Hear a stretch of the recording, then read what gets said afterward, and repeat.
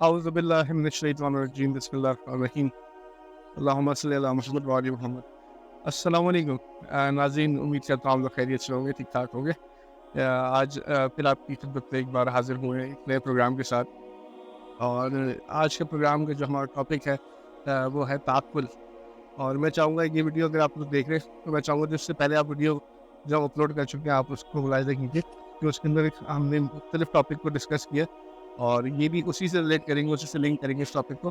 تو میں چاہوں گا اگر آپ اس ویڈیو کو پہلی بار دیکھیں تو پہلے آپ جا کے وہ ویڈیوز دیکھیں. اور ایک چیز جو بتانا چاہوں گا وہ یہ کہ اس چینل بنانے کا مقصد یہ نہیں ہے کہ اس کو مانیٹائز کرنا ہے یا اس سے کوئی ارننگ کرنی ہے, ایسا کوئی سلسلہ نہیں ہے. جو ہماری کوشش ہے وہ یہ کہ اس پیغام کو یہ اصلاحی جو ہم کام کر رہے ہیں اس کو فروغ دیا جائے اور اس کو آگے لے کے جایا جائے, اس کو دنیا کو بتایا جائے, دکھایا جائے. اول کی بات, اور بھی بہت سارے لوگ یہ کام کر رہے ہیں لیکن بس ہم اپنا چھوٹا سا ایک پارٹ پلے کر رہے ہیں اس کے اندر. امید کرتا ہوں کہ آپ کو پسند آئے گا. اچھا, ہمارے ساتھ آج ابھی جو گیسٹ موجود ہے سید ایمن ادریس. السلام علیکم. وعلیکم السلام. کیسے کیا حال ہے آپ, ٹھیک ٹھاک ہے؟ اچھا ایمن بھائی, آج ہمارا ٹاپک ہے تعقل. میں چاہوں گا اس کی آپ تھوڑی سی پہلے ڈیفینیشن کریں. جی, جیسا کہ دیکھنے والے سننے والے جانتے ہیں کہ ہم نے کریٹیکل تھنکنگ کے موضوع سے پروگرام کا آغاز کیا ہوا ہے, اور ہم مختلف عنوانات سے کوشش کر رہے ہیں کہ کریٹیکل تھنکنگ, لاجیکل تھنکنگ کو زیادہ سے زیادہ مختلف پرسپیکٹیوز کے ساتھ دکھا سکیں, بات کر سکیں اور اس پہ اچھی ایک سمجھ حاصل کر سکیں. تو لاسٹ ویڈیو میں ہم نے جس پہ بات کی تھی وہ تھا تفکر, لفظ تفکر. اچھا, قرآن مجید میں لفظ تعقل یعنی تعقل پر بھی بڑا زور دیا گیا ہے, اور ایسی آیات بہت ہیں کہ جن کے آخر میں بار بار اس طرح کے جملے آ رہے ہوتے ہیں کہ اور یہ لوگ اگر تعقل کریں یا شاید تعقل کریں یا یہ لوگ سوچیں یا تم لوگ شاید سوچو اور تم لوگ سوچتے کیوں نہیں ہو, اس طرح کے چیزیں بہت ساری, تم لوگ تعقل کیوں نہیں کرتے, یعنی کہنے کا مقصد یہ ہے. تو اگر ہم اپنی گفتگو کا آغاز سب سے پہلے معنی سے کر لیں, جیسے کہ ہم نے لاسٹ ایپیسوڈ میں بھی تفکر کو پہلے معنی اس کا ڈیفائن کیا تھا کہ وہ معنی کیا ہے, اور وہ بھی ظاہر ہے کہ ہم کلاسیکل عربک ڈکشنری جو المفردات ہے جو کہ راغب اصفہانی اس کے مؤلف ہیں, تو ہم انہی کی جو ڈیفینیشنز ہے کوشش کریں گے کہ اسی کو حتی الامکان استفادہ کریں. راغب اصفہانی صاحب فرماتے ہیں کہ عقل دراصل وہ قوت ہے کہ جو علم کی پذیرش یعنی علم کے قبولیت کی صلاحیت رکھتی ہے. اور جب علم, تفکر میں تو ہم نے یہ بات کی تھی کہ تفکر جو ہے وہ نالج, آپ کے پاس ایک بیسک نالج ہوتی ہے اور آپ مزید تحرک اور اس کے بارے میں سوچ جلانی اور سوچتے ہیں, اور اس کے بعد جو حاصل ہوتا ہے, تو حاصل ہونے کے بعد جو نتیجہ آپ کے پاس آیا, اب اس کو قبول کرنے کی جو صلاحیت ہے وہ عقل اسے قبول کر لیتی ہے. اگر عقل سالم ہو, سالم اور کامل ہو, تو وہ اس حقیقت کو, حق کو قبول کر لے گی, اور اگر کوئی چیز باطل ہوگی تو اس کو ٹھکرا دے گی. یہ ہے تعقل.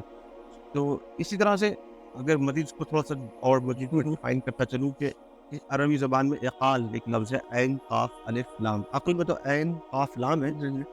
اقال اس رسی کو بھی کہتے ہیں کہ جو اونٹ کے گھٹنے میں باندھی جاتی ہے. اچھا, عربی زبان. اچھا, اور وہ اس لیے باندھی جاتی ہے کہ تاکہ اونٹ حرکت نہ کر سکے, ٹھیک ہے نا, وہ اونٹ نہ سکے. وہاں اس کو ایک ایسے لاک ڈاؤن کر دیا جاتا ہے. اسی طریقے سے عقل بھی جو ہے, جب اسے حق معنی ملتا ہے, حق کی شے ملتی ہے, کوئی بھی چیز حق ملتا ہے, تو وہ عقل اسے قبول کر لیتی ہے اور اس کو لاک ڈاؤن کر دیتی ہے. لیکن شرط وہی ہے کہ وہ سالم ہو, کامل ہو, ٹھیک ہے نا. اسی لیے عاقل اس شخص کو کہتے ہیں کہ جو اپنے نفس کو مکمل طور پہ کنٹرول کر لیتا ہے حق کے اوپر, ٹھیک ہے نا, تاکہ ہوا و ہوس جو ہے وہ اس کی روح میں صلاحیت نہ کر سکے. اور عقل کی اب آخر کار ڈیفینیشن یہی آ گئی کہ وہ جو انسان برے کاموں سے روکے, باطل سے روکے اور حق کی طرف اس کو لے آئے. اچھا, ہم قرآن میں اس کے حوالے سے کیا ہمیں ملتا ہے تعقل کے حوالے سے؟ ہاں, تو قرآن مجید میں جو ریشہ ہے, عربی زبان میں ریشے ہوتے ہیں یعنی کہ روٹ ورڈز, ٹھیک ہے. تو جیسے عاقل ہے, معقول ہے, یا عقل ہے خود, اور اس طرح کے جو لفظ ہیں, تو یہ ان کا جو ریشہ جو روٹ ورڈ ہے وہ عین قاف اور لام ہے. یہ بار بار ریپیٹ ہو رہے ہیں مختلف ورڈز کے اندر. ٹھیک ہے. یہ تقریباً 49 ٹائمز جو میں نے سرچ کیا تو مجھے اندازہ ہوا کہ 49 ٹائمز تقریباً قرآن مجید میں استعمال ہوا ہے. ٹھیک ہے. تعقلون, یعقلون, اور اس طرح کے پیرائے ہیں. تو خود اسی سے اندازہ ہو رہا ہے کہ بہت ساری جگہوں پہ پروردگار انسان کو مخاطب کر کے یا مختلف گروہوں کو مخاطب کر کے یہ کہہ رہے ہیں کہ اور یہ لوگ تعقل کیوں نہیں کرتے, یہ لوگ اپنی عقل استعمال کیوں نہیں کرتے. مثال کے طور پہ سورۃ الانفال کی آیت نمبر 22 میں پروردگار کہہ رہا ہے کہ اللہ کے نزدیک بدترین زمین پر چلنے والے وہ بہرے اور گونگے ہیں جو عقل سے کام نہیں لیتے. یعنی تمام موجودات کو اس نے جو ہے وہ شمار کر کے اور یہ کہا کہ سب سے زیادہ بدترین وہ ہیں کہ بہرے گونگے وہ ہیں کہ جو عقل سے کام لیتے. اسی طرح ایک اور آیت میں کہ پروردگار کہہ رہے ہیں کہ اور تم لوگ جو ہو وہ لوگوں کو تو حکم دے رہے ہو نیکیوں کا, اگر تم خود بھول جاتے ہو اپنے آپ کو. یہ ایک بڑا اہم کانسیپٹ ہے کہ اکثر و بیشتر ایسے ہی ہو رہا ہوتا ہے کہ آدمی دوسروں کو ہدایت دے رہا ہوتا ہے مگر عمل نہیں کرتا. تو پھر پروردگار آخر میں کہتا ہے کہ افلا تعقلون, اور کیا تم لوگ تعقل نہیں کرتے, کیا تم لوگ عقل سے کام نہیں لے رہے. تو قرآن مجید میں بہرحال بہت ساری آیات ہیں کہ صرف بطور مثال میں نے یہاں پہ پیش. ٹھیک ہے.